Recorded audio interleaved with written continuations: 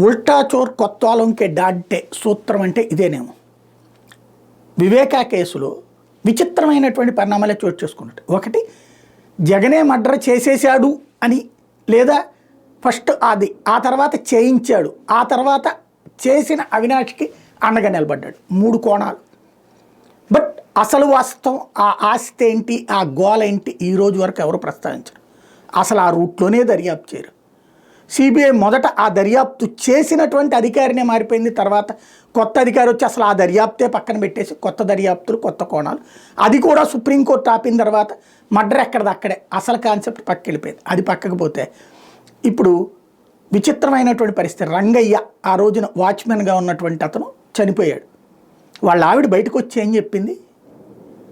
దారుణంగా వేధించారు, చిత్రహింసలు పెట్టింది సిబిఐ, ఆయన్ని దేశంలోని వివిధ ప్రాంతాలకు తీసుకెళ్ళని వచ్చి చెప్పింది. సిబిఐ అని చెప్పింది, చిత్రహింసలు పెట్టారని చెప్పింది. ఆ తర్వాత అతని ఆరోగ్యం దారుణంగా తయారైందని చెప్పింది. ఓపెన్గా చెప్పింది ఆ ముక్క. కానీ వార్త పక్కకి వెళ్ళిపోయింది.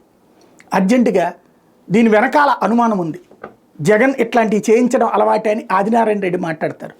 ఇట్లాంటి ఆ చనిపోయిన తర్వాత ఏది వివేకానంద రెడ్డి కేసులో నిందితులు అందరూ 1 by 1 చనిపోతున్నారు, దాని వెనకాల ఉన్న కారణమే సైంటిఫిక్ ఎంక్వైరీ చేస్తామంటూ పోలీసులు ప్రకటిస్తారు.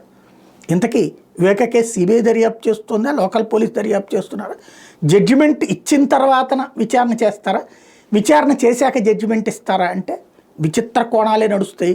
ఆంధ్రప్రదేశ్లో ప్రతి సంఘటన వెనకాల రాజకీయమే ఉంటుంది తప్పించి, రాజకీయంతో ముడిపడేటటువంటి దర్యాప్తులే ఉంటాయి తప్పించి నిజమైనటువంటి దర్యాప్తులు లేదా నిజమైనటువంటి మాటలు మాట్లాడుకునే రోజులు పక్కకి వెళ్ళిపోయినాయి.